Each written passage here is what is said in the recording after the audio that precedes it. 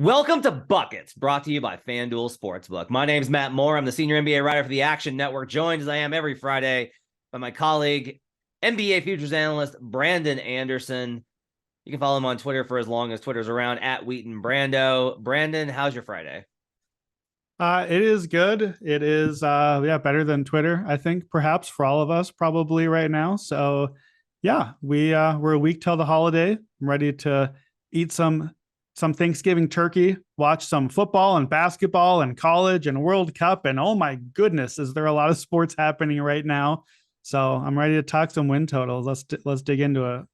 Yeah, so in today's episode, what we're gonna do is we're gonna take a look at we're over a month in now. We're almost 20% of the way through the season. We're gonna take a look at where the win totals are that we bet in preseason. I believe a lot in going over these to try and figure out not only where we were wrong to hold us accountable, but also to look at like, okay, what do we learn from that? And also look at what we did right. Like, what are we rooting for the rest of the way? And of course, in the last segment, we'll get you some best bets for what you can bet right now while these numbers are still available at the books. At multiple books, you can still bet win totals for the regular season, including FanDuel Sportsbook, sponsor of the show. If you want to see what bets we've made on the win totals and we'll continue to make, you can track them in the award-winning Action Network app. It's the best way for you to track your picks, get up to the second information on where the bets and money are coming in on. And if you're worried about losing all of my great insights and information over on the old Twitter, in case that thing does not make it through the weekend, you can check everything out I've got out at the Action Network app. I will just tell you this: if I lose Twitter as a means for me to be posting stuff, I'm going to be posting a lot more content over at Action Network and just dropping it into various columns and things like that. Got to get these thoughts out somewhere. So make sure to download the award-winning Action Network app. All right, Brandon, let's start with the bad. I always like doing whenever somebody does I've got good news and bad news. I am always like, give me the bad news first. Like, I always want the bad news first. And then we can talk about what the good news is. Let's do the bad news, and I'll go ahead and start here. So one of my bigger positions in preseason was the Boston Celtics under 55.5. They are on pace to break that by a full 10 games. Even if we kind of alleviate some measure of this for their offense, which has been record-setting so far, they're still on pace to go over by a high amount. Their Pythagorean expectation over at cleaning the glass, we're going to use that a lot. If you remember from our win totals before the season, I talked a lot about how you want to fade that number going into the next season. But in season, those numbers are actually a little bit more predictive because it tells you a little bit more. Research has shown that basically your point differential versus your strength of schedule gives you a much better indication of like how good of a team you actually are. And obviously that regulates over the course of the season. The Celtics Pythagorean expectation is 58. So while they're on pace in raw wins for a 65 win season, their numbers say that they're probably closer to a 58 win team. That gets me closer to the 55.5. I'll just be honest with you, Brandon. I don't feel like they should be able to keep up this torrid offensive start, even if the defense regresses. They are shooting so well, but they probably will. Like, even though I don't think that they should be able to, I just kind of feel like I'm looking at, I was worried about this bet from the perspective of I faded the Suns last year and they were even better. I faded the Celtics this year and it looks like they're even better. Yeah, I think the thing that stood out to me is, we talked obviously a lot about the Celtics last year in the playoff run, but even before that, they're so hot, that late 3-month stretch of schedule. And we kept debating, when do you try to catch the falling knife? And we tried a bunch of times, and we ended up in the hospital a couple of times on them. But the thing that I think was unexpected to both of us here is that this is not even, we thought, I'll speak for myself. I thought, all right, well, when Robert Williams is back, at least the defense will be great again. Clearly the defense will be awesome, but they're not going to be the number one offense forever. We know that happened last spring, but they can't keep having the number one EFG and just hitting every shot forever. Surprise. Yep. That's what the Celtics are right now. And that's the thing that stands out is they're number one in EFG. They're number one in offensive rating. And at this point of the season, offense for me is almost a little stickier in most parts, where unless it's just like a crazy outlier shooting, which I'm not sure that that's really what this looks like necessarily, like their defense around league average. But that's not even a problem to me because, spoiler alert to Marcus Smart voters, Boston is missing their actual best defensive player right now. And we'll get to Jaren Jackson later, But I was surprised when I looked at Memphis is another one where they were top defense last year. And now they're kind of middle class. I was surprised to see how much one elite defender like that can really move the needle defensively, and less worried about Memphis's defense there. And I think with Robert Williams, same thing. So if the defense moves from league average to eventually top 5 once they get him, and the offense is this good, man, that's a juggernaut team. And I came away thinking, okay, I still don't hate you're under 55.5, because really the position never was, I think Boston sucks this year. Like, that wasn't it. The point is 55.5 is a really high number. It's a great idea historically to fade the really high number because, oh man, any little thing can go wrong. And there was a lot of little things that were going wrong coming into the year. Danilo Gallinari was out. Turns out Sam Hauser is maybe better for what they needed anyway. Robert Williams was out. Turns out the offense was going to be great. Ime Udoka was out. Turns out Joe Mazzulla has done a pretty nice job with this team. So, sure, I mean, they're on pace right now to go slightly over. I don't think it's a number that, even if it were out there right now, I don't feel like I need to really take a position on it. It's just such a high-end outcome for a team. Yeah, they're absolutely playing like a 60-win team. And I think, to me, here's the takeaway. If the offense really is this good, and I think we have to believe the defense should be really good again when healthy, then are these Celtics the version that existed in February and March and April, and maybe just got Robert Williams, their clear defensive linchpin, not healthy down the stretch playoff run? Should they just be a clear title favorite? If the offense is this good and the defense gets healthy, aren't they just the best team? Yeah, they are. So if those things are true. Yeah. Like, this is the question. This is what I said this yesterday on Twitter, and I have a hard time with it. I do expect the defense to regress. I'm with you on that. I expect the defense to regress back to where we expected to be, top 5, top 10. Okay. They are 2.5 points better per 100 possessions, schedule adjusted, than the number 2 offense in the NBA, the Sacramento Kings. They're 2.5 points better. Like, in adjusted net, they're plus 7.9. They're 1.8 points better than Phoenix. That's a huge freaking margin. Yep. The shooting, I would love to sit here and tell you that they're just shooting well above what they should be.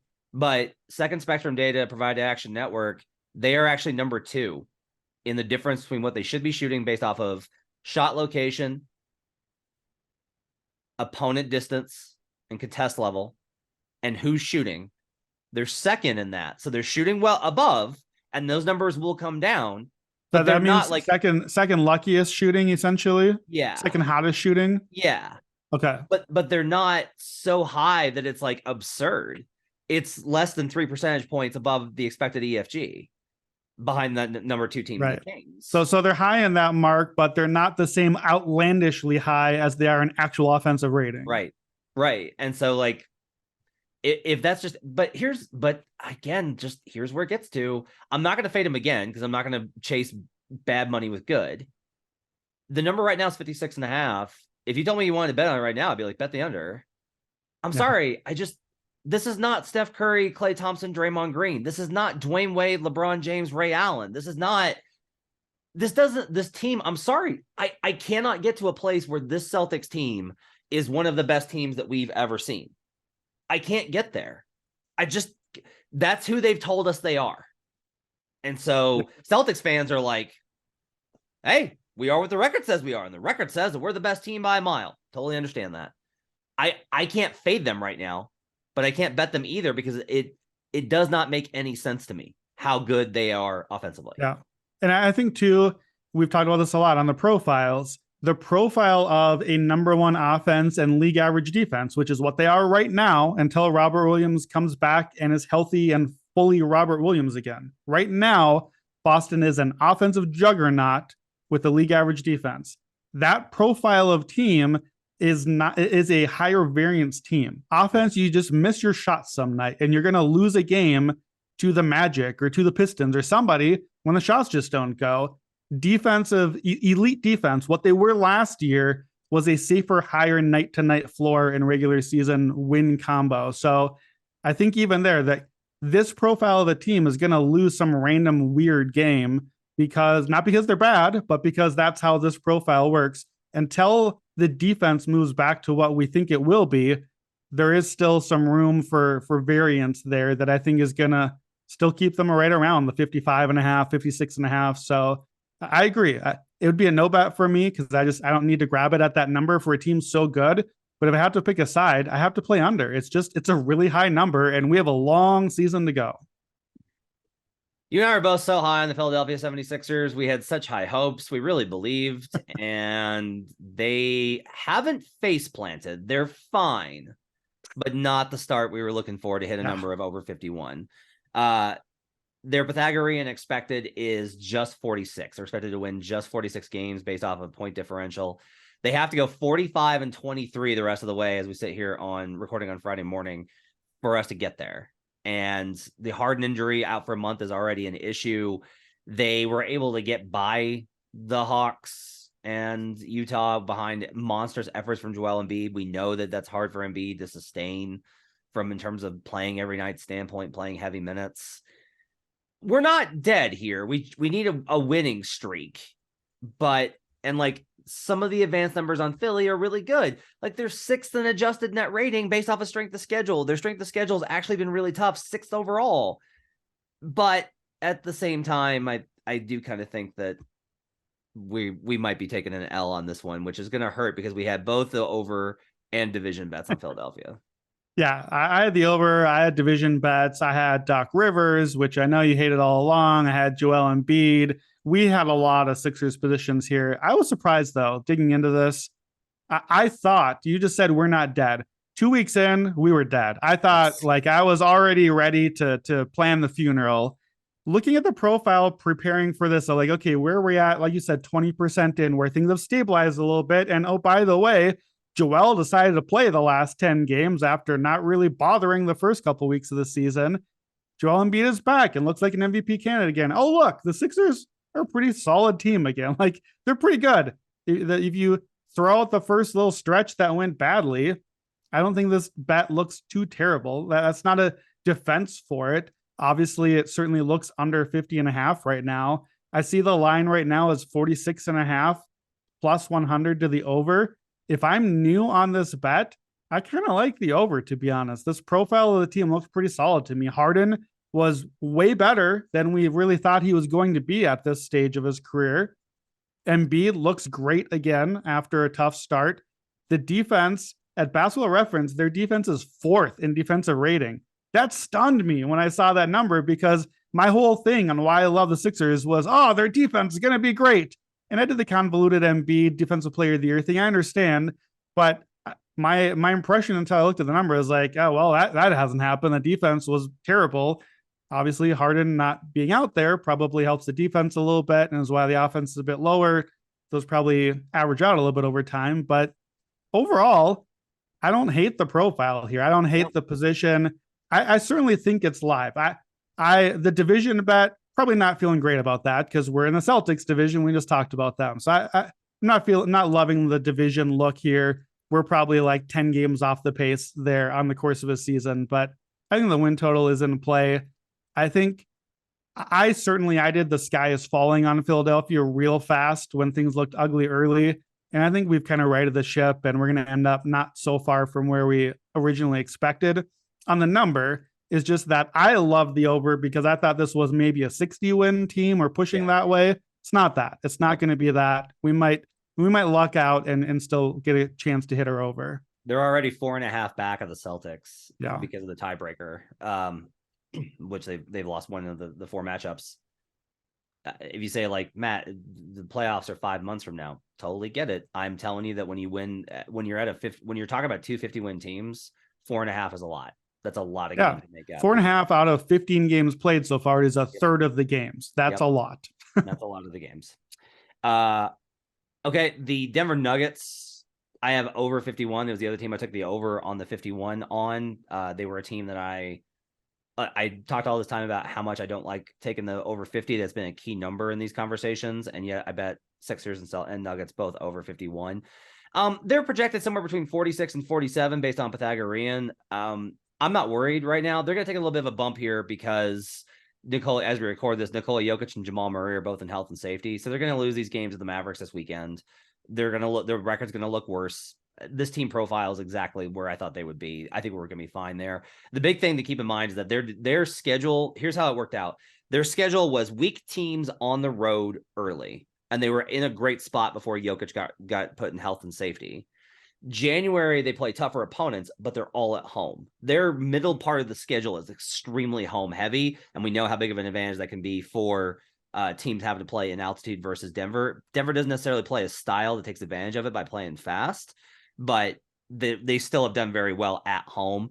I totally think that Denver is going to be fine here. Denver's 6th in offense. They're 25th in defense adjusted. The defense has been terrible the first couple of games. They started to right the ship when they were healthy. I think by the end of the season, they're going to be exactly where they want to be. I still feel fine about Nuggets over 51.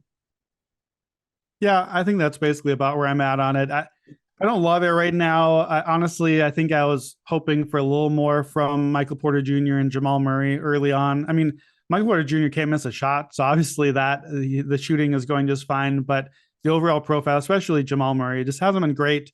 And honestly, you said that, like you said, that it's going to take some slow ramp up on him, and you're plugged in well with all things Denver. So I think I maybe just got a little too early optimistic on this team.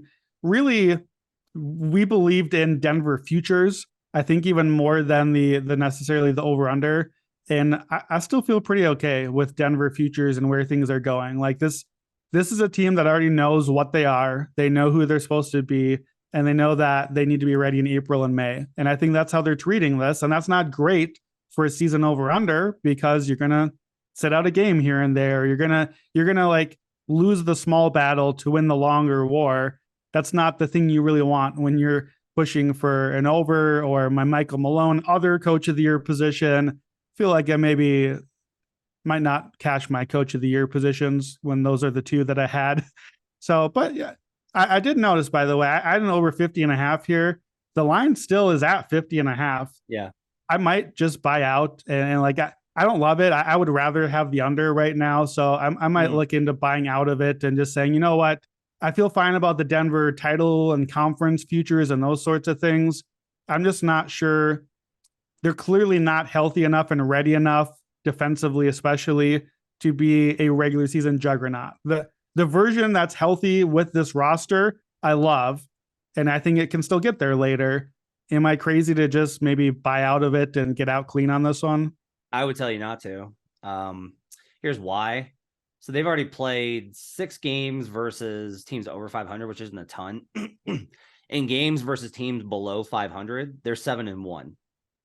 So over the course of the season, they're just going to rack up a huge margin in these types of things. That game versus the Knicks was their first home loss. That was without Nikola Jokic.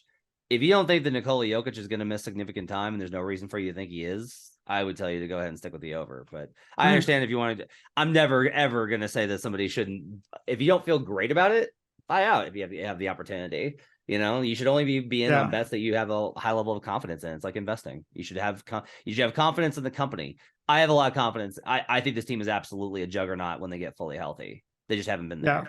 Well, and you know how I play these, like similar to Philadelphia here. I don't feel like an over 50.5 is out of reach for either team. Yeah. But when I play these, and my projections set up much wider range off than what a lot of them do. Like I had Denver and Philly as the two teams I thought could be the best record in each conference and possible 60-win teams. So this is me saying, you know what? I'm not seeing 60-ish wins out there for Denver anymore, but could they still be 52, 53, 51 and get to my over? Yeah, that's just a much going in clean right now. I wouldn't make the bet anymore because I don't have the huge margin that I normally would be looking for, but I probably would still put them a little over. Who else you got? My last one in the bad is I bet the Orlando Magic over 27. It was the one team that I talked about. You can bet the number, the spot, or the team. This is the one that I bet the team on the over the most. I was like, I want to have money on this Magic over. I like this team construct. I like how it's built. Their actual projected based off of their win-loss record, they're on pace to win 21 games, which would obviously be 6 under. Their Pythagorean expectation is 35. Now, it's fine to be like, they're not going to be 35 wins. I don't need them. I need them 28 or better. I actually feel really good about this. I Hmm. like they're a team that's improving game by game. I don't have huge concerns about Jamal Mosley's coaching the way I do with some of the other bad teams that are at the real bottom of this. They're going to get Markelle Fultz back and Cole Anthony back at some point. They just need a freaking point guard. Any freaking point guard.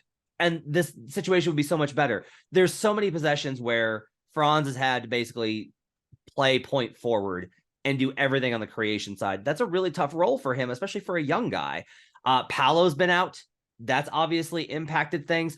And yet they're still finding ways to be competitive, and they're improving. The defense is starting to get where I want to see it get to. If we look under the hood here, they're up to 23rd in defensive rating. That's not so far off of the 18th ranking that they were last year. The offense is 24th. That's bad for sure. They have no point guard, and Paolo's been out. If you're missing two of your two starters for this type of team, it's going to be really killer. I think they'll get him back at some point. I think I'm going to be okay on 27. It's going to be close. Don't get me wrong.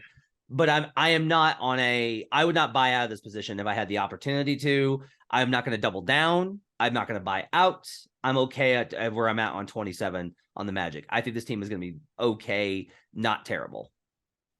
So I don't have too much on the Magic. My question for you is, so you need 28 wins. 28 wins, I think we'll agree, is not going to put you last in the East. I think you probably have to finish ahead of at least two, I'll say three teams probably. Who are your three East teams that you would expect the Magic to finish ahead of to get to your 28? Charlotte, Detroit.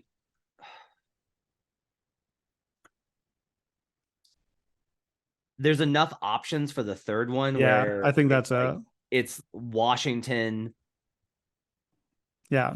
Charlotte and Detroit and somebody else that Brad Beal gets injured and they're like, all right, we're out of here. That's like someone Washington like that. Or Indiana, or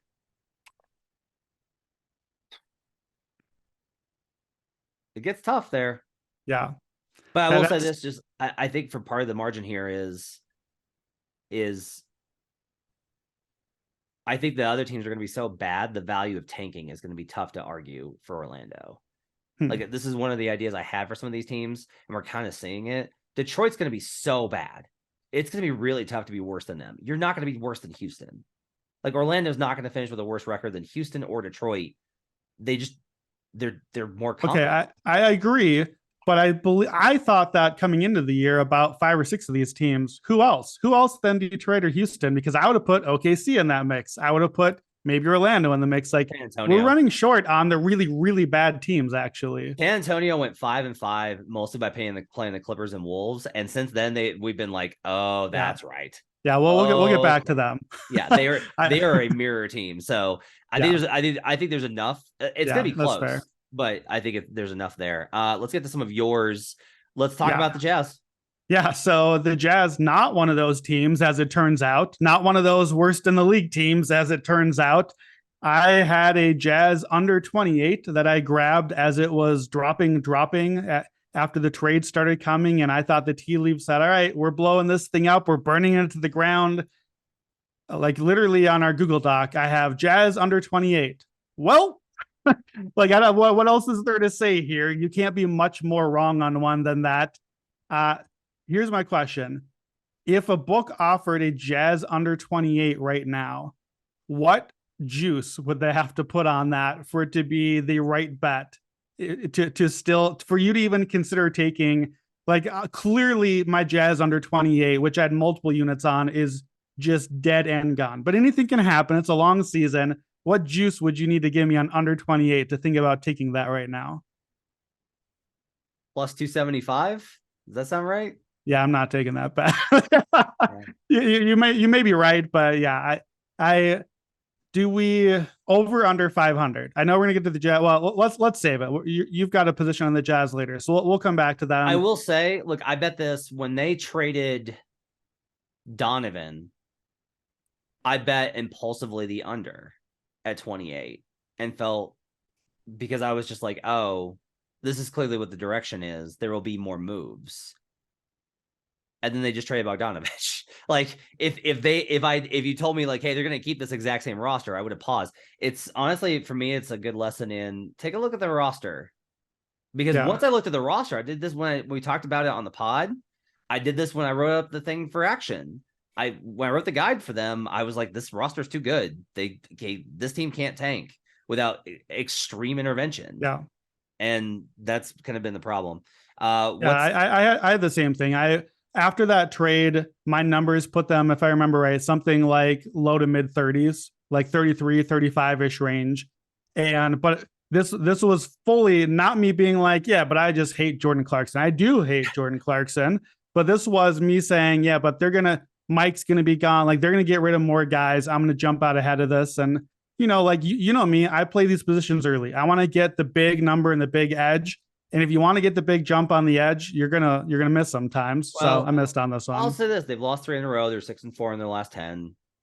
Maybe they'll definitely be a mirror team, and they'll go on a wild losing streak after this hot start, and we'll look back and be like, remember the Jazz were good for 2 weeks? I don't think that's out of the question. What else you got for the bad for you? Yeah, the one big one that I just misread the Jazz. I don't feel so terrible about it. The one that I really hate is the Clippers. The Clippers were my last real ad.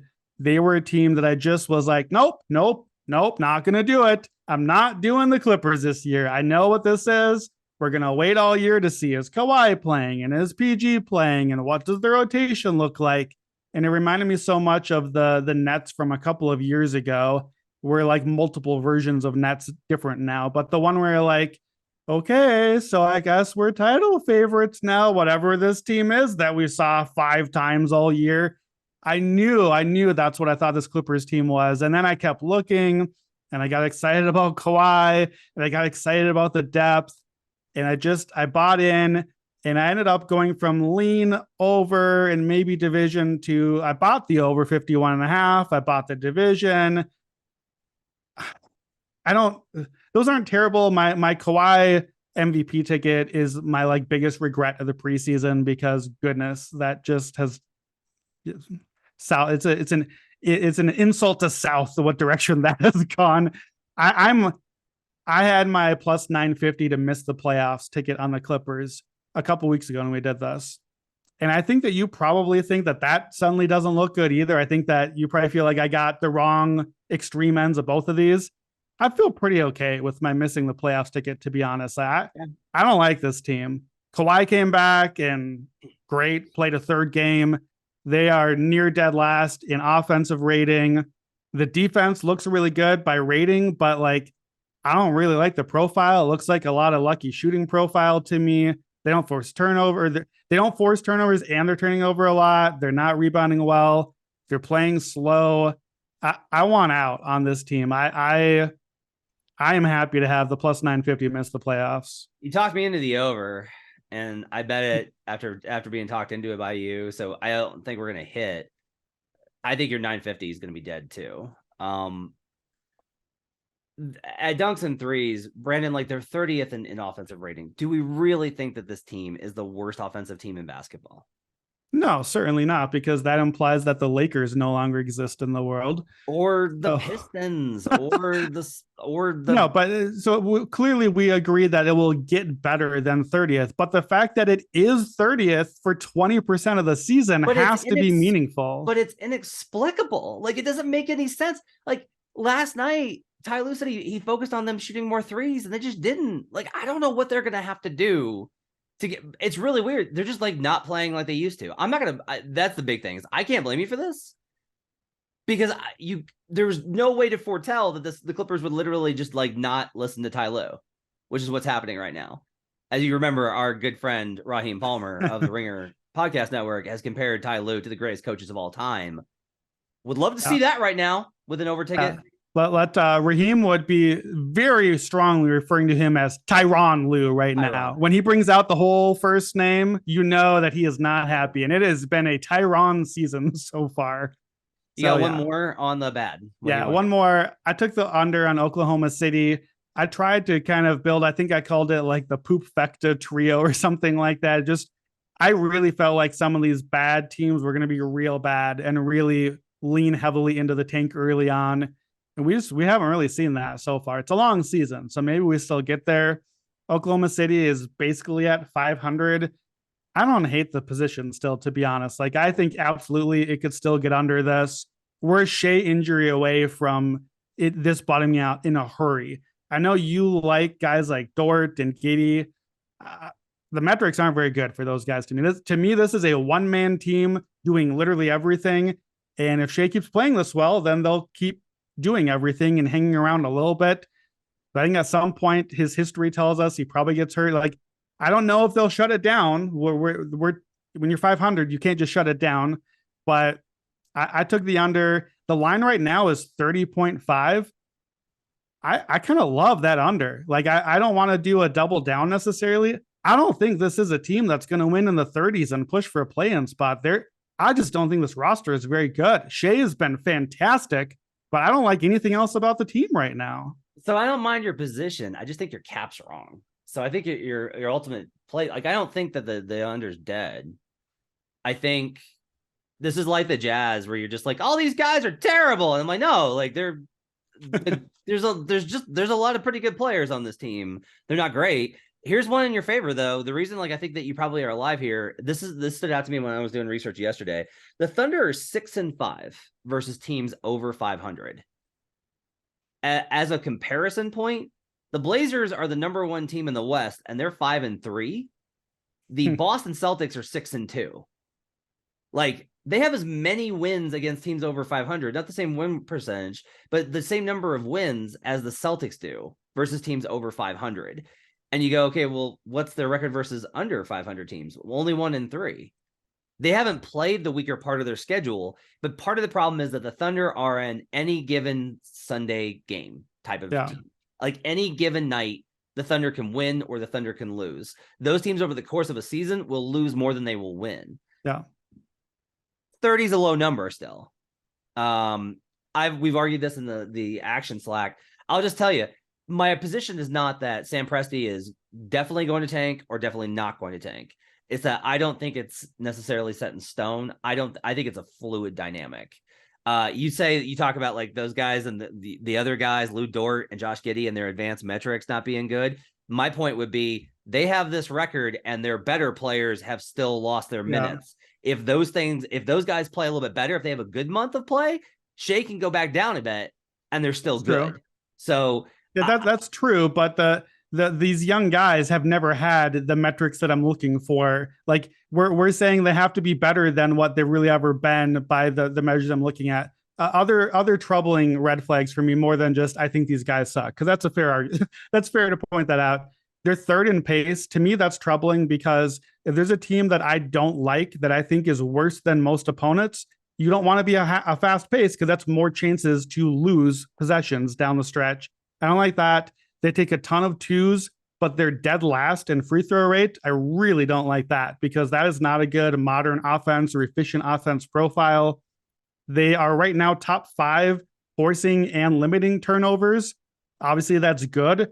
But to me, there are some red flags here of things where I'm like, okay, I feel like this is a team that is just running it down people's throats and catching some teams off guard that are like, oh, good, we got the Thunder tonight. Yep. We got this one. Yep. And I think when a team says, oh, hey, these guys are showing up, they're going to run at us, and they're going to be really all over us defensively and forcing turnovers, you got to actually show up, guys, tonight. We actually have to try here. And I think the team there are enough teams that are just better when they're prepared for some of these things that I still like. I would have thought the Thunder be somewhere near the 20s. Right now, I'd put them something like 27 or 28 based on whether I like them or not. They've won 7 out of 15 games so far. Those count. So it moves it up a little bit. But overall, I still think the profile of this team is similar to what I thought coming in. I don't think they're going to tank, but I don't love the under 25 that I have. I still feel pretty good about under 30.5. I think it'll be one of my favorite bets right now. 2 things, and then we got to move on. One, I would say you've mentioned the turnover stuff. That's why the pace is important. They play at a slow pace and they don't turn the ball over, right? It's like they're limited. The Thunder are beating you by limiting mistakes. No, they played a fast pace. They're third fastest in pace. Ooh. That's the trouble to me is to me, they are a havoc team. Like, they're just creating chaos. And when you're not ready for it, chaos made our life terrible. But when you're prepared. That's fair. That's a good point. My other thing though would be is when you're like, well, I think other teams will be better prepared for this. This is the NBA regular season, Brandon. No one prepares for That's anything. fair. No one pays attention to it. No one scouts. No one does game prep. It's just go and keep playing because the league schedule is stupid. Let's talk about the good because I'm feeling good about a number of positions. Yeah. This is one that I've got good. That's a bad for you. So we're going to use that as a transition point. I took Warriors under 53.5. And this was, we talked about how you have to choose one team in the Pacific to fade, one team to back, and one team to stay away from. I chose to fade the Warriors.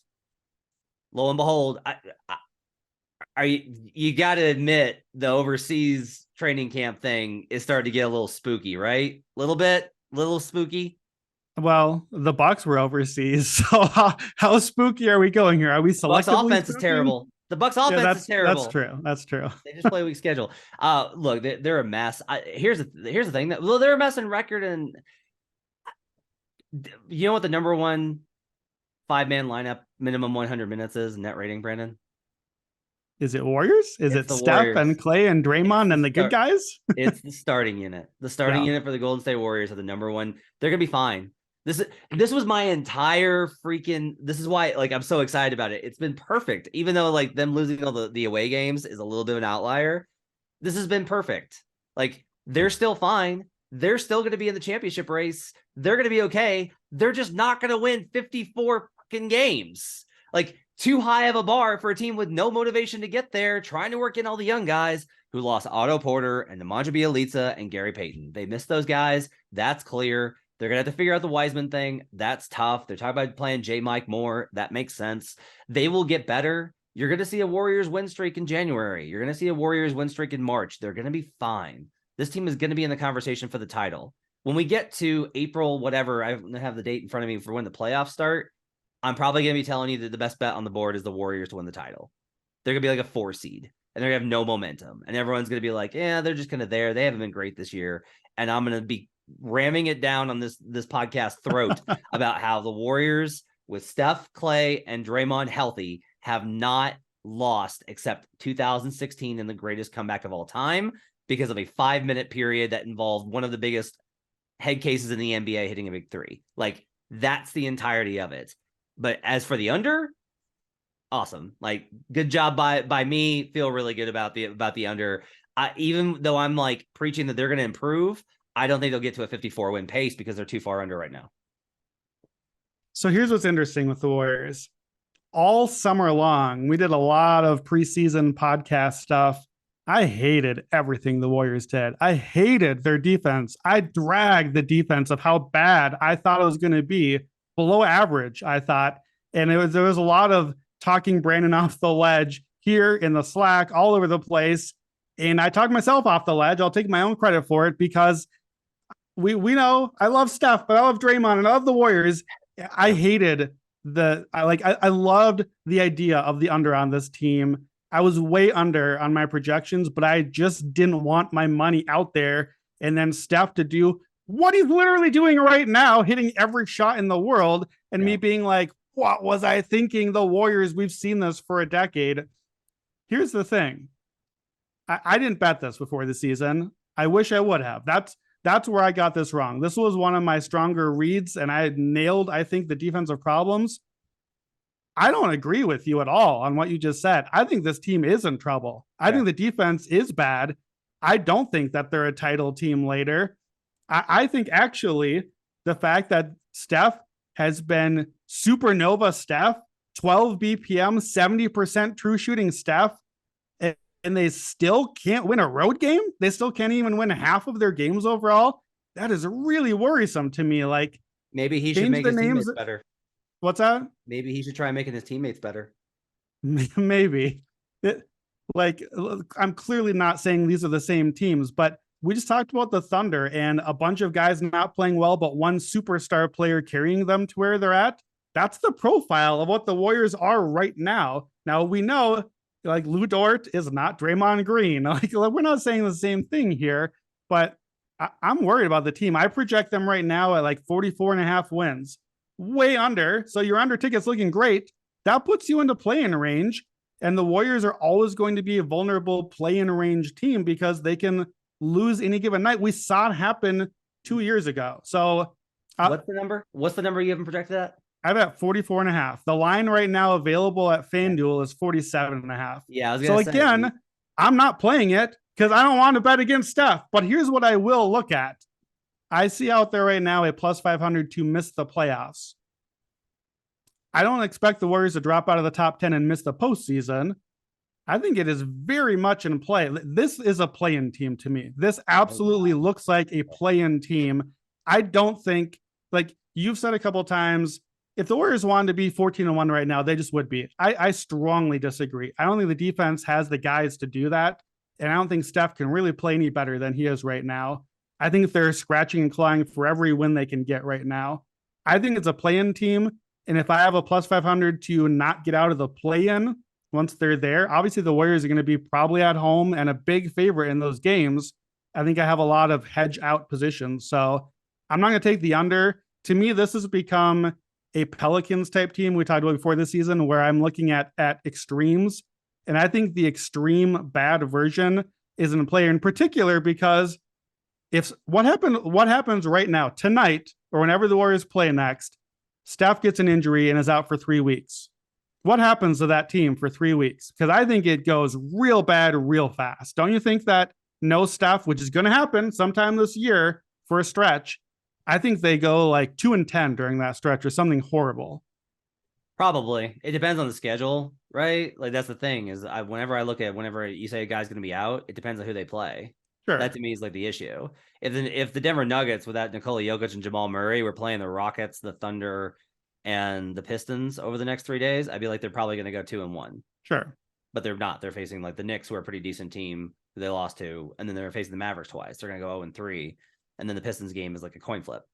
Okay, so all right, couple things here. One, I'm gonna press you on this. Are you gonna bet them to miss the playoffs plus 500? I want to know if you're bet. You don't have to say if you're just like, I'm not there yet. That's fine, but I need to know this.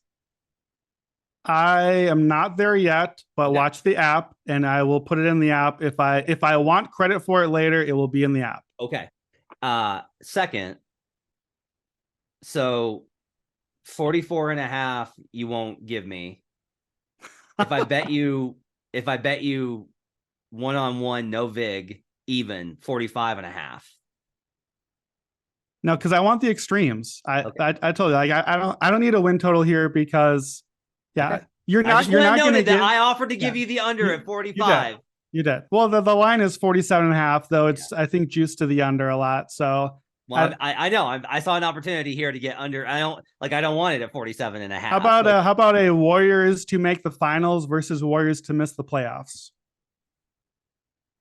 Oh, I like that's where we're at. That's where we're at. I think on the extremes. I like this idea. Problem is the line at the bookmakers doesn't reflect what you think of the team, so I don't feel like I'm getting a good value there. All right. Like this is riveting podcast, and let's take this offline. But let's figure this out. We'll talk about it next week or 2 weeks from now on the episode. Yeah. We're off next week for the holiday. Another one I feel good about. Light the beam, baby. Sacramento Kings over 33.5. 44 win pace on the actual. Second best offense, schedule adjusted.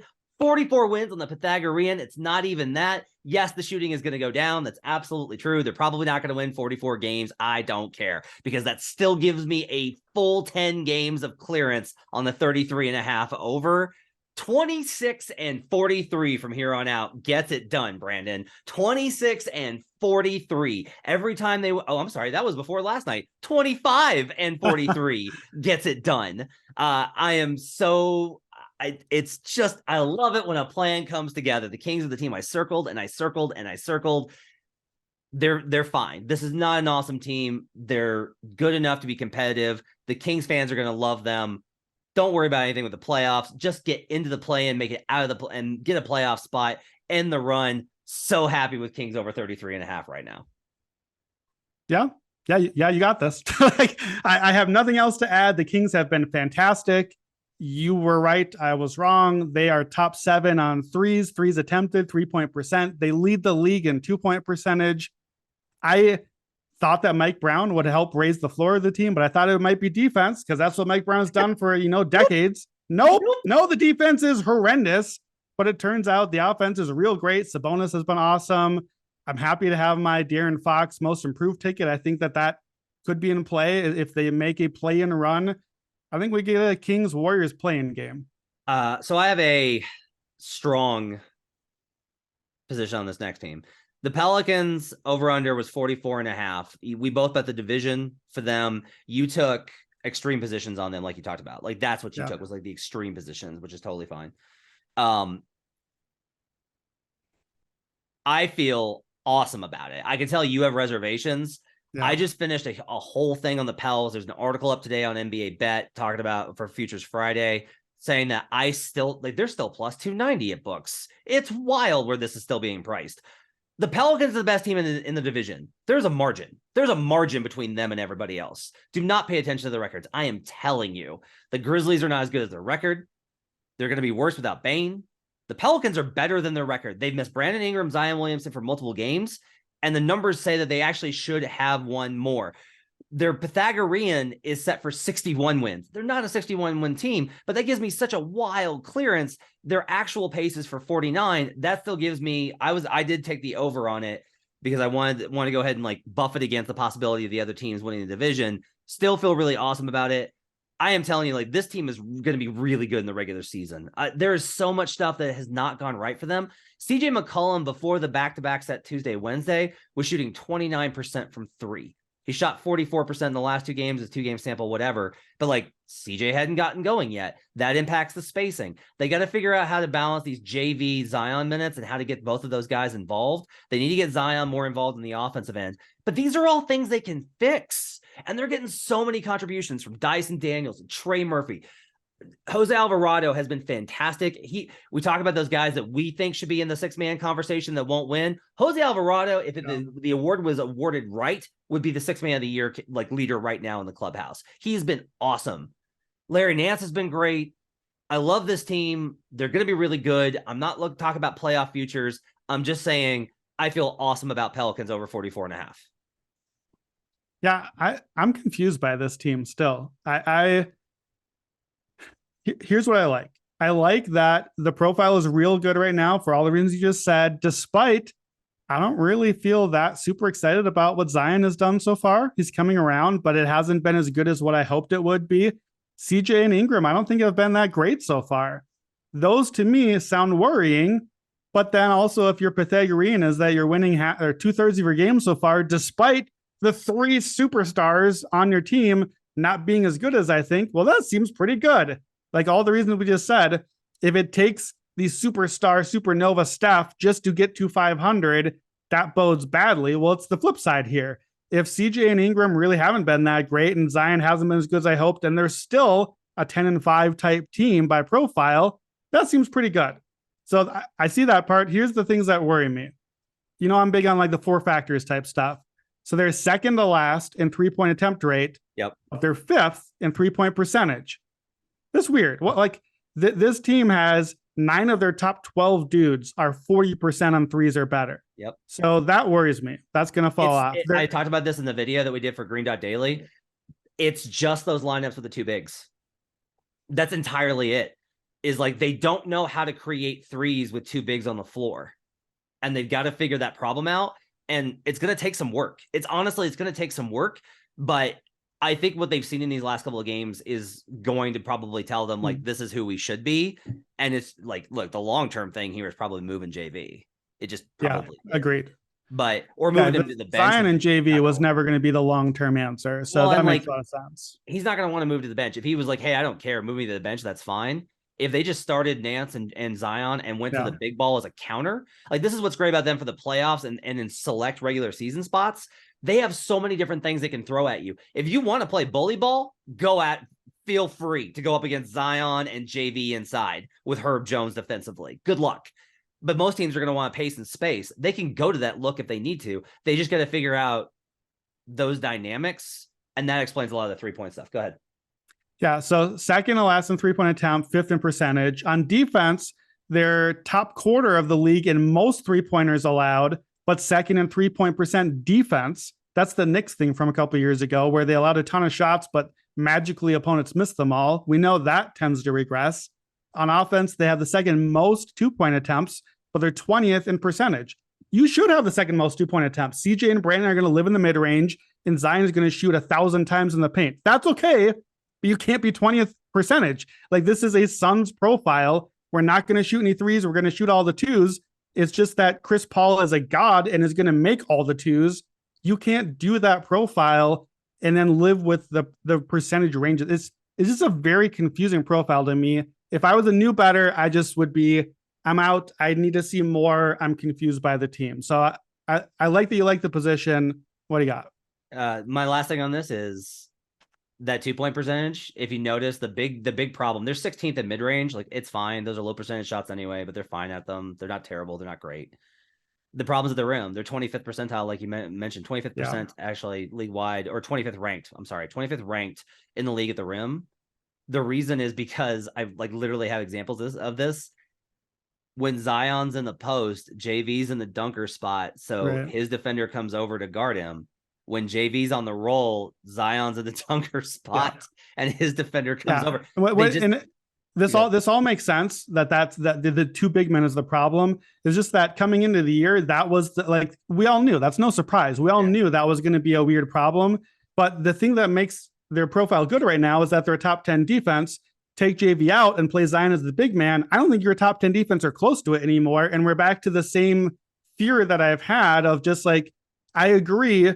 We have identified the two big men thing isn't the solution. I just don't know what the solution is, which is why I'm still confused here. You know what's crazy? The numbers, I agree with you long term. It's going to be bad-ish, but they're starting from a really high point. The defensive numbers with Nance, Jose Alvarado, and Zion are good. Like, it's literally like all the Zion problems are mitigated because they're able to switch so much and they're so versatile. And you got Herb and Trey Murphy playing really aggressive on the perimeter, and Nance is really good. Like, it works. Like, that's I guess, best line. Yeah. The answer is having Herb and Jose and Trey out there. It turns out maybe that's the solution, and you don't need the rim protectors to always.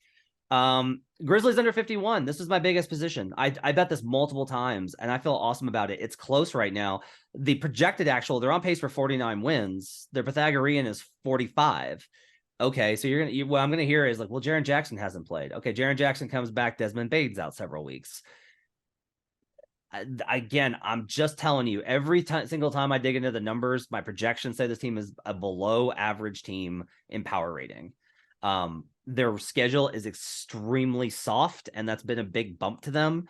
If you kind of dig into like who they've actually been, they're 4-6 versus the teams over 500. They're 5-0 versus the teams under 500. Now, I always talk about you got to win those games, and that's true. Like, you got to win them. They're not winning by margin enough for me to feel like they're going to do that throughout the course of the regular season. I think I have injury concerns about, like, Ja plays the style. He's been amazing. Ja's been awesome. He's still incredible. He plays a style that's going to be prone to injury. Bane already having injuries is a concern. Their wing depth has been poor. I don't trust a lot of their wings. Jaren came back the other night and is still the same player. Jaren has 3 plays where you're like, oh my God, he's amazing. And 2.5 plays where you're like, that could have been better. And I don't necessarily consider Jaren Jackson to be a plus. Let me put it this way. I don't think Jaren Jackson's worth 2 points at the spread. I don't know that he's worth 1.5 to the spread. I think he's like a 1 point to the spread kind of player. That's not enough for me to counterbalance everything we've seen before he got back. I think this is gonna cash under. I got this at 52 in some spots. Was like where I got it at. There was a 52.5 I grabbed. There's a 51 that I got for most of my position. I feel great that this is not going to be a 50-win team. Yeah, I had on our Google Doc, I had some trepidation here of I'm not ready to victory lap this quite yet. I think that's actually wrong. I have an under 51.5. I feel great about it. I don't disagree with anything that you just said. I have a lot of concerns for the team still. It's just that this was one of my strongest positions. I have an under 45.5, an alternate position. I have a missed the playoffs at plus 845. Nice. I don't know about those. Like, to me, the floor for this team is a little higher than I thought it would be. I still don't really love the ceiling. So I don't think they're getting to the 52. I feel pretty good about our traditional unders here. But Bane has made a leap. We'll see how long he's out and how that affects them now. But Bane has really been good. Right now on the team, Santi Aldama and John Conchar are both top 4 in minutes on this team. So you take them out and replace them with more Dylan, more Bane, more JJ, obviously. Jaren Jackson, I don't know if he's JJ, but I think it's going to be a team that ends up in like the 45 to 50 win range. Like I feel pretty good about my under. I don't love as much my alternate low positions anymore. I don't know that I would take those right now, but I don't think it's going to be anywhere near what they were last year. Trip is the preferred nickname in Memphis. Is Trip? That's what they call him. Triple J. No, sure. For the three. You have some victory lapping to do. Let's start with the Cavs. We both agreed on over 41.5. We took that. We bet that. That was great. We talked about the 46.5, and I was like, man, I don't know. This is a big jump for Donovan Mitchell, and everything has come up aces for you. They are exactly the team that you kind of thought they would be. Like, this has been great for you. Yeah, it's been great enough that like, we've talked about the Cavs a lot. I don't know if there's even a whole lot to add here. The number right now at FanDuel is up to 50.5, despite that they're on a 5-game losing streak right now. Are we? Does the 5-game losing streak worry you? It doesn't really throw me off the scent. I feel great about obviously the 41.5. Feel great about the 46.5. Feel great about this team. West Coast road trip, a lot of injuries. Played the Bucks. Yeah. Like, I will say, like, I argue with Jay on our Best Bets episode. He was trying to tell me that the Cavs are the best team in the division and that they were going to win the division, and the Bucks aren't that good. And I was like, they always win the division. They're always good in division games. And your position on Bud division games has been tried and true and is very strong. I've learned this about the trends. This is one of the bigger takeaways I've gotten to. You need to have overwhelming evidence against a trend that if the trend has logic behind it, right? Like if this was, let me put it this way. If the Bucks had 4 different coaches in this time, 2 different coaches, 3 different coaches, whatever. If they had different coaches over the span and the number was just since 2019, the Bucks have won X versus the division, I would be like, I don't care. The new rosters, different teams, different constructions, different coaches. I don't care. But this is same stars for the most part. It's Chris and Giannis with Brooke. Same coach, same approach. Yeah. Like that trend matters to me. But anyway, I think you're in on great spots here. Let me ask you, I'll ask you the same question with Jay, like, because you've been kind of high on this. You took the value on the Cavs of the division, and I think it was like a smart bet given how good they are. Do you think that the Cavs, would you buy? I don't think you'll bet it now because you already have a position. If somebody was like, hey, I want to bet the Central Division, I'm sure that you would say the Cavs are the only bet worth making because of the numbers. But do you think the Cavs are going to win the division? I think is the question I'm trying to get to. I mean, no, I don't think they're going to win the division because the Bucks are really good. Right. I think you're right. If I was going to bet the division, I think the Cavs would be the bet, but I'm not sure that the number that I was playing earlier was closer to like 4-1. And I think we're probably closer to half of that right now. Right. And the Bucks are really good. And frankly, like it's a long season, but a 5-game losing streak matters. And if you're trying to catch the Bucks who are that good in the regular season and who are going to get better once Chris is back, losing 5 in a row is pretty detrimental to beating that team in the regular season. So I think they can. I don't think they will. Plus 260 is the number at FanDuel. So a really low figure there again. You want to go that route, just head on over to that Southwest division and find yourself the Pelicans at plus 250. Just go ahead. By the way, Grizzlies, I see out there right now, I see live right now a plus 1,025 to miss the playoffs. You seem lower on the Grizzlies than me. Would you take a plus 1,025 to miss the playoffs? No, because you know what happens? They're going to face your Timberwolves in a play-in game, and the Wolves are going to be up 17 and then blow a 17-point lead in 4 minutes. That's why I will not take that bet. You took the Rockets. I kvetched on this. I leaned under, but kvetched on it after doing the deep dive. I was like, well, there's some ways this is gonna hit. And I'll just tell you, the reason this is gonna hit is the biggest reason I should have bet this with you. Silas. They have no structure. They have no organization. Yeah. You can't take guys with this loose of an approach without having a great coach. And I'm sorry, I haven't seen it from Silas. Yeah, I agree. I don't have too much to add. The Rockets are kind of bad at everything. The young guys look young. Jabari Smith looks not ready yet. None of that matters. A few years from now, it all will change, and Jalen Green will be pretty good, and Jabari Smith will be pretty good. Right now, they're not very good. They're going to lose a lot of games. The number is down to 20.5. This is my biggest position at 27.5. I added more at 25.5. Feel pretty good. Can't say I would recommend playing under 20.5 because that's real low. But I also would not take an over. So I think the Rockets are the worst team in the league. You bet a bad tanking team to be bad and tank, and you're gonna win. You're gonna Yeah. cash that bet. And not So allowed to say there. yeah, well, no, but here's the thing though. Like it validates the process. I think that we learned something from that. Yeah. Hornets under 36.5 is interesting. I was terrified when this team started. I was because I have them for worst record, and I'm live for that suddenly. I thought they were like those first couple of games. I was like, they're decent. Like Cliff is doing Cliff things, and they kind of figured it out. And then LaMelo got back, and I think they got worse. 4-12 now. LaMelo's hurt again. I just think that you're in a good spot here with the under on 36.5. Yeah, I mean, they're on pace for 21 wins right now after 16 games. So that obviously, when you add a 36.5, you've dug a huge hole. And we knew about this. We talked in our Slack about it before the season when we didn't know how long LaMelo would be out. At what point, he's hurt again now. At what point, when the team sucks and you have one really building block player on your roster, do you pull the tanking plug out? The Hornets were always one of the most likely teams to do that if it went badly. And I think we were a little afraid of Steve Clifford raising the floor because he pretty much always does his first year on these teams, but it hasn't happened. The defense, I guess, has been more bad than terrible. The offense is awful. The offense is like near the bottom of the league. And LaMelo, I don't think is really a huge ceiling raiser on that. They're bottom 5 in EFG in free throws. They're not taking a lot of threes. It's all bad. Like to me, if you said right now the season ended and the Hornets are one of those 4 teams with the top lottery odds, I'd be like, yeah, okay, that makes sense. It's about where I'm at. So right now at FanDuel, under 30.5 is plus 100. It's even odds. Why shouldn't I bet that? Why should I not right now add to my position and say, give me all the 30 and below? This team is going to tank. They're bad. Even if they don't tank, they probably go below that. But why shouldn't they finish with 30 or fewer wins? I can't give you a logical reason. I can't do it because then they'll win 31 games. Because it's the Hornets. That's the reason, right? Because the Hornets defy every expectation. I bet against them early in the season. First game of the season, I bet against them versus the Spurs, and they trounced them. And we know now the Spurs are bad, but then the Spurs went on to win, like, I think 5 of their next 9 games. Like, and then I back the Hornets in various spots, and they get I can't bet this team. I'm betting against them again tonight. We'll see how that goes. All right, let's talk about the best values on the board currently. Let's get you some best bets for this episode.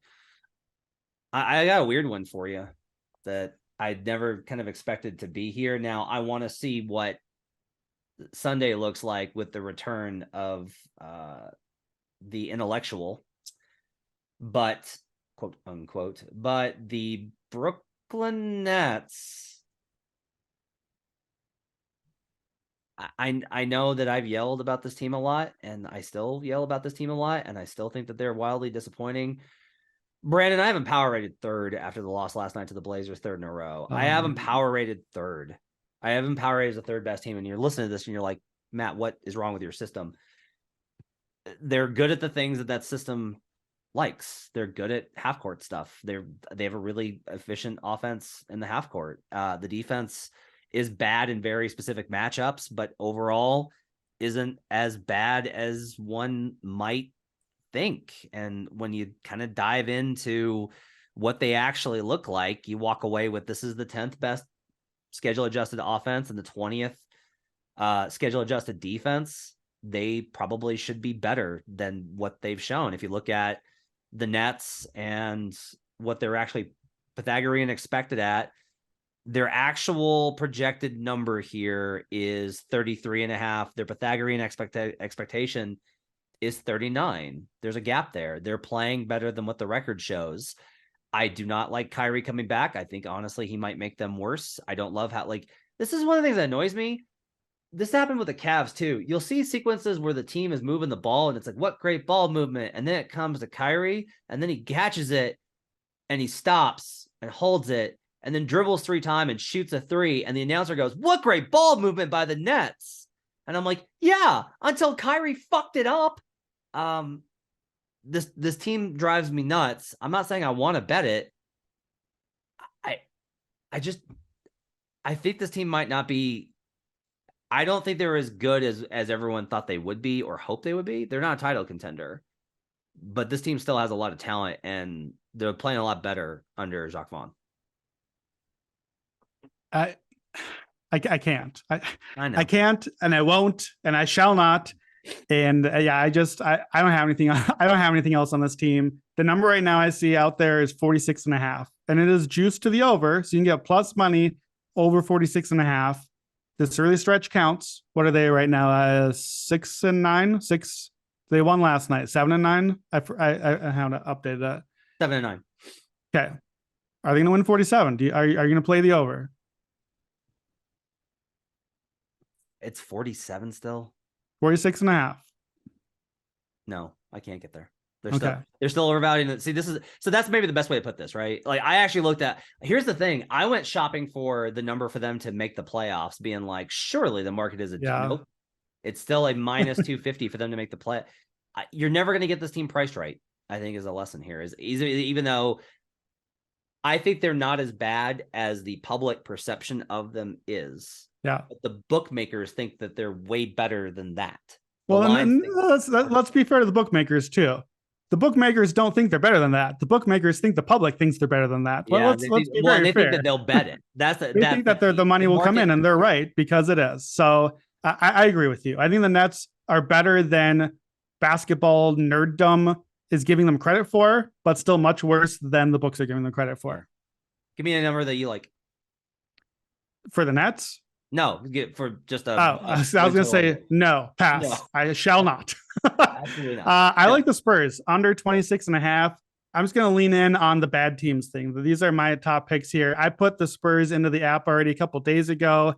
Yeah, we talked a little bit about the Spurs earlier. They're bad. They're very bad. I mentioned the pace thing. They're near the top of the league in pace. For me, that's kind of a special sauce. To me, I interpret that as Greg Popovich being like, all right, well, let's have fun. Let's say it's kind of a fun team to watch right now, but let's up the pace and make sure that we give the opponent all the chances they can to be better than us and make sure we lose some games and get a victor chance for next year. That's to me what I interpret a bad team playing at pace as. They're not getting free throws. They're turning it over a ton. The defense is horrendous right now. Pop can't fix it when you know the personnel here. Devin Vassell and Kellen Johnson are pretty good early, but they're fading. Getting lots of Jeremy Sohan, who I love, who I will like long-term, but is not ready for this right now. So they lost 7 of 8. I took the under 26.5. It's still out there. I don't think it's like a huge under, but it could be if they really try to bottom out. I project them like 23 or 24. I still think it's a team I'm happy to be fading. I'm with you. Their impressive job of disguising the tank, winning early, and then exactly pivoting. I'm with you on this. I'm probably gonna bet that as well. You've got the Pistons on here for the under 28.5. I'm with you. They're horrible. This team is horrible bad. Offensively. They are a rough watch. They are not fun to watch. Cade's missed some time. I'm worried that they're gonna get it together like they did last year in March. Right, like just go on a streak at the end. So I'm kind of hesitant, but boy, they're not really a tank team. They're not necessarily. They want to win. They want to establish the culture. But like, I think Dwayne Casey maybe got to go. Like when you are this bad with this type of talent on the roster, they're 30th in net rating. They're 30th in EFG. They're bottom quarter of the league in defensive EFG. They're 30th in defensive rebounding. They're 28th in turnovers. It's all bad. Cade hasn't been good. Ivy hasn't actually been terrible for a rookie. Yeah. The one player who's been good for them is Bojan, who I think they're probably going to trade. You have to trade Bojan if your team is this terrible. And you talked before the season too, if I remember right. This is a team where the schedule was really imbalanced from first half of the year to second half of the year. And there was a chance that they could really get buried early. And when you're a bad team that gets buried early, the decision gets made for you. You don't get to decide anymore if you're going to compete later. Dwayne Casey couldn't even beat the Raptors without Fred VanVleet, Pascal Siakam, and Gary Trent. Yeah, I know how you love the Dwayne Casey revenge spot. If you can't get that one. He pushed on the spread. No, we'll take it. All right. So you want me to talk you into one of 3 teams. Give me this proposition that you got for me. Okay. So these are the other 3 as I was looking at teams. So I've got 3 other here that I'm on the fence. I'm leaning a direction. So I like the Mavs over 47.5. We're juiced we're plus 105 on that one. I like I don't even want to say I like it. The Timberwolves line right now is 40.5. Uh-huh. They only have to go 500 to go over on that one, which just stunned me to see that line. And then the last one is Joe Delera's Indiana Pacers over 28.5. I kind of like the profile. So I'll make you a 30-second case for each one of these, and then you can give me your thoughts on it, and I'll let you know if I'm in or out. So the Mavs, I just like the profile. We've talked about their profile a lot. I like what the offensive profile is as. The defense has been much better than I thought. I thought they were going to regress off of last year, and the defense has been pretty good. They're limiting threes. They're taking a ton of threes. It's a little disguised because the pace is so deathly slow. Obviously, if Luka gets hurt for any extended length, you're just under. To me, Mavs over 47.5 is like a very easy choice. It's just that if they go over, shouldn't I just bet Luka MVP? That's the argument against it. But I think it's a clear 50s wins team. Wolves over 40.5. It just feels like a buy low spot. Like, they've been terrible. They hate each other. I feel right about my Timberwolves trade position so far. We're only 15 games in. It doesn't look great. They're going to win half of their games, right? Like, they're not going to tank. They're all in. They don't have any draft picks till the year 3000. So they have to at least try to win some games and win half of the games. That seems wild. And the Pacers offense has been really good. Tyrese Halliburton has been great. Buddy Hield and Miles Turner certainly seem like players who could help a winning franchise like the Lakers. They've been very good. Ben Mathurin has been great.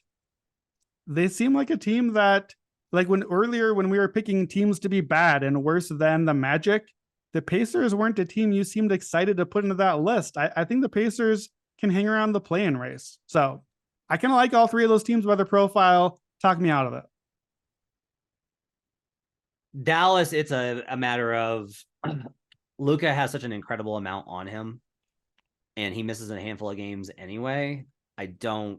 They're right on the margins of these things with their Pythagorean. Like, you're not getting good value on it. Like, if this is 45, I think the perception on Dallas is a little bit worse than like what the record is. You know, they lost a game without Luka to the Rockets, whatever. That adjusted a little bit. But it kind of shows you how weak they are structurally. They signed JaVale to a 3-year deal, and he's already been benched. They've had some injury stuff, but not too bad. Dallas is exactly where I thought they would be. I think that they are on the dot. I think that number is accurately priced, and I don't think you're getting good value on it. So here's one quick stat with Dallas. So they're number one in 3-point attempt rate. We kind of don't see it because they're so slow, but they're 23rd in 3-point percentage. Luka, 29%. Reggie Bullock, 29%. Tim Hardaway Jr., 32%. Maxi Kleber, 27%. Those four guys are 88 of 295, under 30% shooting. And we know Kleber is hot and cold. Luka gets hot and cold. We know Bullock and Hardaway, like, their job is to make threes. So if you take the profile that exists right now and positively regress that percentage, and now you're hitting an extra like couple threes a game, 5 more points a game, that seems pretty good to me. Like, the profile looks good, and the shooting has to get better here from shooters we know are pretty good. That's what I like about them. Yeah, I think that's probably true. I think there's still kind of a concern of the defense regressing a little bit, even though it's been kind of stable. Again, I think if I had to bet it, I would bet the over. I'm with you. Fair. Just not a great value. I don't think our margin is enough for us to consider that one. Indiana, oh boy. I can't tell you no. So Miles Turner has a plus 2.5 net rating. Buddy Hield has a plus 2.2 net rating. Tyrese Halliburton has a 0.2, which you're still well over, right? Like, if you play every team even, it's pretty good there. They don't have anybody that's awful. I feel like you're buying high, but the number says you're still buying low. Yeah. So yeah, so with the Pacers, I feel like the Pacers are, to me, clearly better than Detroit, Charlotte, Orlando. Those are three teams I'm going to have clearly behind them. So now you're at least a 12 seed. Now it's the motivation thing. Can they, to me, Chicago, New York, Washington, I don't really see any reason to think Indiana shouldn't believe they're as good as those teams and could contend to get into a play-in race. That's like your 9, 10, 11, 12 seeds. And Brooklyn, Atlanta, Toronto, Philly, Miami, those are teams where they're certainly not as good, but the bottom could fall out on one or two of those teams.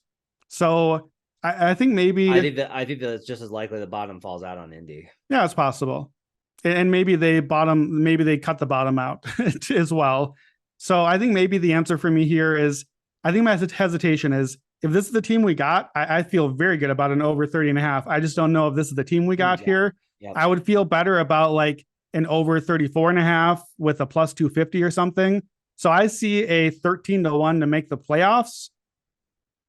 I might nibble that actually, because it's an extreme one here. Like if you try, you make the play in, they're a team that shoots a ton of threes and they're going to be dangerous in a 1-out spot. I don't think they will, but I think 13-1 is too long.